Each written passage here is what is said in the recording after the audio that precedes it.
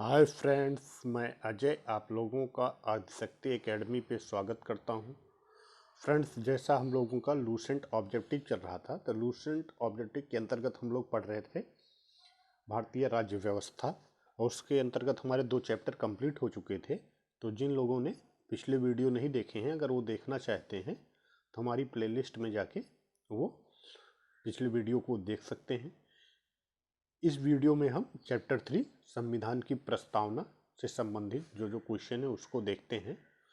तो फ्रेंड्स, हमारा first question है, भारतीय संविधान के किस भाग को उसकी आत्मा की आख्या प्रदान की गई है?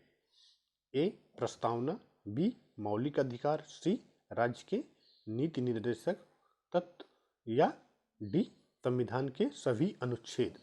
तो भारतीय संविधान के प्रस्तावना को जो है उसकी आत्मा की आख्या प्रदान की गई है, इसलिए option A is right. Next question है हमारा, संविधान निर्माताओं ने किस पर विशेष ध्यान दिया था? ए प्रस्तावना पर, बी मूल कर्तव्य पर, या सी मौलिक अधिकार पर, या नीति निर्देशक तत्व पर। तो भारतीय संविधान निर्माताओं ने जो है वो प्रस्तावना पर विशेष ध्यान दिया था, इसलिए option A is right. Next question है हमारा, भारत में जनप्रिय प्रभुसत्ता है क्योंकि भारत के संविधान की प्रस्तावना शुरू होती है इन शब्दों से। फर्स्ट है हमारा लोकतंत्रवादी भारत, या बी लोक गणराज्य, या सी लोक प्रभुसत्ता, या डी हम भारत के लोग। तो भारत में जनप्रिय प्रभुसत्ता है क्योंकि भारत के संविधान की प्रस्तावना जो है वो शुरू होती है हम भारत के लोग से, इसलिए option D is right. Next question है हमारा, भारत को गणतंत्र क्यों कहा जाता है? ए इसकी विधानमंडलों की अधिकतम संख्या जनता द्वारा चुनी जाती है, या बी यह राज्यों का एक संघ है, या सी भारतीय नागरिक मूलभूत अधिकारों का उपयोग करती है, या डी यहाँ राज्य का प्रमुख निर्धारित अवधि के लिए निर्वाचित होता है। तो इसमें जो सही ऑप्शन है वो हमारा यहाँ राज्य का प्रमुख जो है वो निर्धारित अवधि के लिए निर्वाचित होता है, इसलिए option D is right. Next question है हमारा, भारत एक है, ऑप्शन है हमारा धर्मनिरपेक्ष राष्ट्र, या हिंदू राष्ट्र, या सी हिंदू मुस्लिम राष्ट्र, या इनमें से कोई नहीं। तो भारत एक धर्मनिरपेक्ष राष्ट्र है, इसलिए option A is right. Next question है हमारा, धर्मनिरपेक्षता का अर्थ है ए राज्य सरकार सभी धर्म के खिलाफ, या बी राज्य सरकार द्वारा एक धर्म को स्वीकार, या सी राज्य सरकार द्वारा किसी धर्म को स्वीकार नहीं करना, या उपर्युक्त में से कोई नहीं।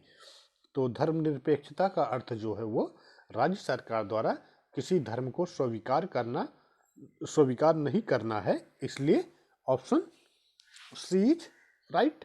नेक्स्ट क्वेश्चन है हमारा, भारत एक धर्मनिरपेक्ष राज्य है, इसका मतलब है कि भारतीय राज्य, ऑप्शन है हमारा ए धर्म विरोधी नागरिकों का समर्थन करता है, या बी बहुसंख्यक समुदाय के धर्म का समर्थन करता है, या सी अल्पसंख्यक समुदाय के धर्म का समर्थन करता है, या डी किसी निश्चित धर्म का समर्थन नहीं करता। तो इसमें जो है सही ऑप्शन हमारा वो भारत एक धर्मनिरपेक्ष राज्य है, इसका मतलब है किसी निश्चित धर्म का समर्थन नहीं करता है, इसलिए option D is right. Next question है हमारा, गणतंत्र होता है, ऑप्शन है हमारा केवल एक लोकतांत्रिक राज्य, या बी अध्यक्षीय पद्धति शासन वाला राज्य, या सी संसदीय पद्धति शासन वाला राज्य, या डी राज्य जहां पर अध्यक्ष वंशानुगत रूप से ना हो। तो गणतंत्र जो है वो होता है राज्य जहां पर अध्यक्ष वंशानुगत रूप से ना हो, इसलिए option D is right. Next question है हमारा सॉरी, निम्नलिखित में से वे दो शब्द कौन हैं जिनका समावेशन 42वें संशोधन द्वारा संविधान की उद्देशिका में किया गया था? ए, धर्मनिरपेक्ष लोकतंत्रात्रिक, या बी, प्रभुसत्ता संपन्न लोकतंत्रात्रिक, या सी, समाजवादी धर्मनिरपेक्ष, या डी, धर्मनिरपेक्ष गणतंत्र। तो 42वें संविधान संशोधन में जो है वो सम्मिलित किया गया था समाजवादी धर्मनिरपेक्ष, यानी option C is right. Next question है हमारा, भारतीय संविधान की प्रस्तावना में भारत को किस रूप में घोषित किया गया है? ए, एक सार्वभौम प्रजातांत्रिक गणराज्य, या बी, एक समाजवादी प्रजातांत्रिक गणराज्य, या सी, एक प्रभुत्व संपन्न समाजवादी धर्मनिरपेक्ष प्रजातांत्रिक गणराज्य, या इनमें से कोई नहीं। तो भारतीय संविधान की प्रस्तावना में भारत को जो है वो एक प्रभुत्व संपन्न समाजवादी धर्मनिरपेक्ष प्रजातांत्रिक गणराज्य के रूप में प्रदर्शित किया गया है, इसलिए option C is right. Next question है हमारा, भारत एक गणतंत्र है, इसका अर्थ है सभी मामलों में अंतिम अधिकार जनता के पास है, या बी, भारत में संसदीय शासन व्यवस्था है, या सी, भारत में वंशानुगत शासक नहीं है, या डी, भारत राज्यों का एक संघ है। तो इसमें से भारत एक गणतंत्र है इसलिए क्योंकि भारत में वंशानुगत शासक नहीं है, इसलिए option C is right. Next question है हमारा, निम्नलिखित में से कौन सा शब्द भारत के संविधान की उद्देशिका में नहीं है? समाजवादी, पंथ निरपेक्ष, या सी, प्रभुत्व संपन्न, या डी, लोक कल्याण। तो इसमें से जो सही ऑप्शन है वो हमारा ऑप्शन डी, लोक कल्याण का शब्द जो है ये भारत के संविधान की उद्देशिका में नहीं है, इसलिए option D is right. Next question हमारा, कल्याणकारी राज्य का उद्देश्य है ए, अधिकतम संख्या का अधिकतम कल्याण सुनिश्चित करना, या बी, कमजोर वर्गों के कल्याण का प्रबंधन करना, या सी, सभी नागरिकों को स्वास्थ्य सुविधाएं प्रदान करना, या उपर्युक्त में से कोई नहीं। तो कल्याणकारी राज्य का उद्देश्य जो है वो कमजोर वर्ग के कल्याण का प्रबंधन करना है, इसलिए option B is right. Next question है हमारा,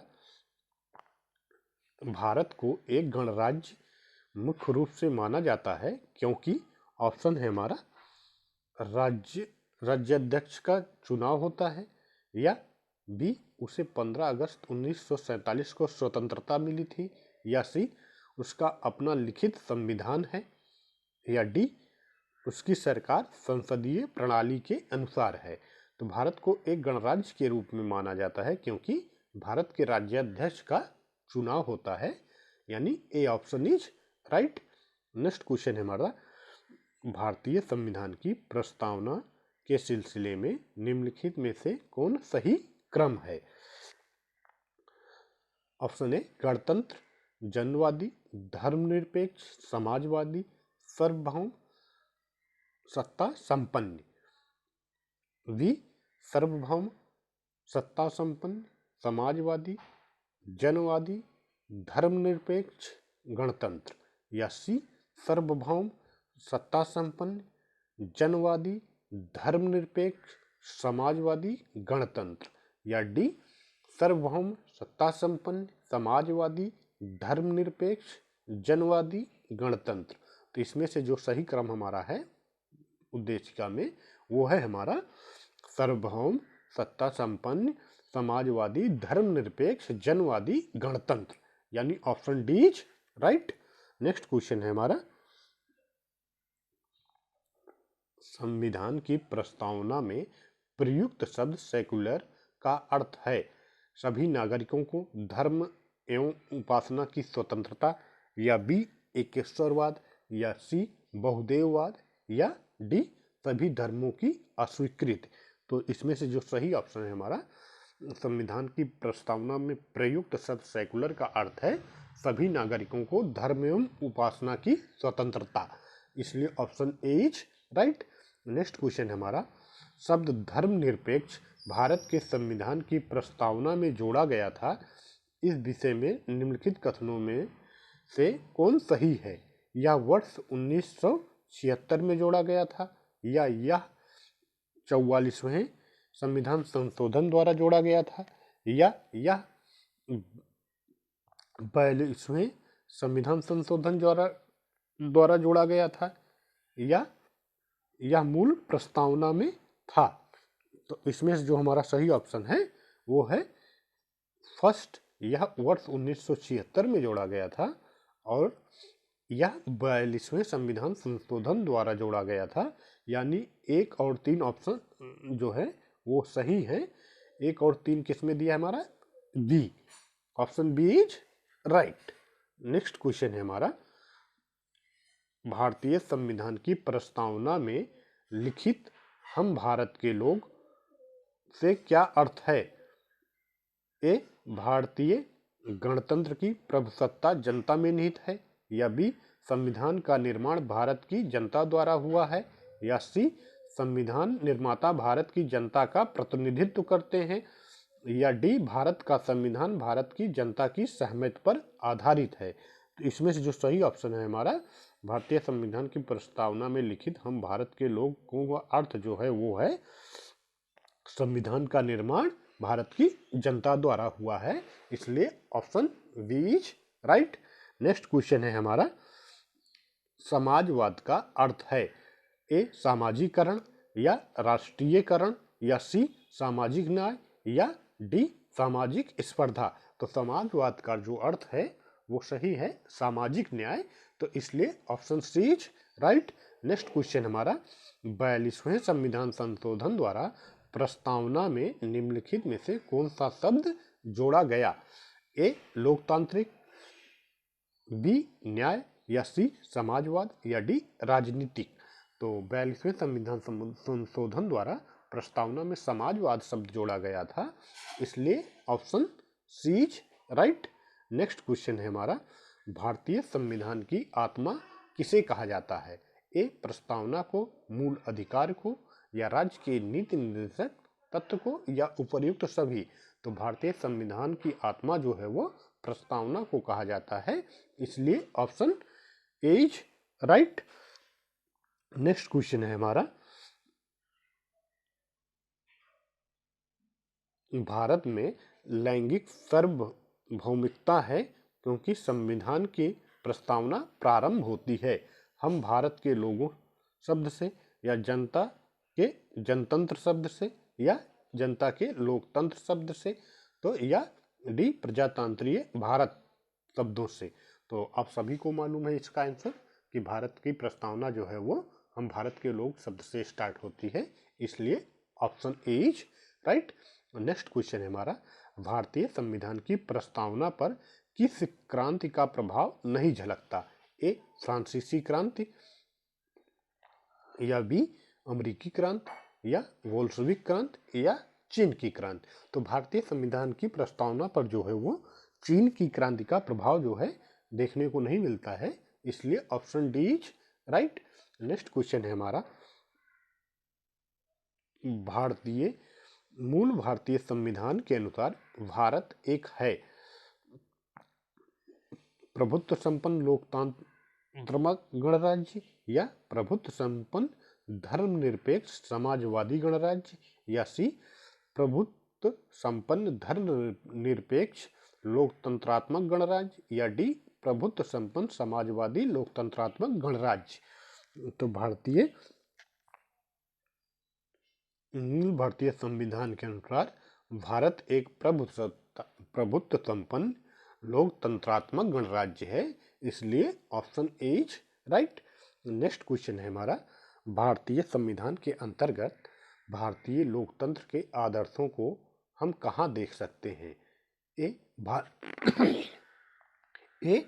भाग 1 में, बी, प्रस्तावना में, सी, भाग 3 में, या डी, भाग 4 में।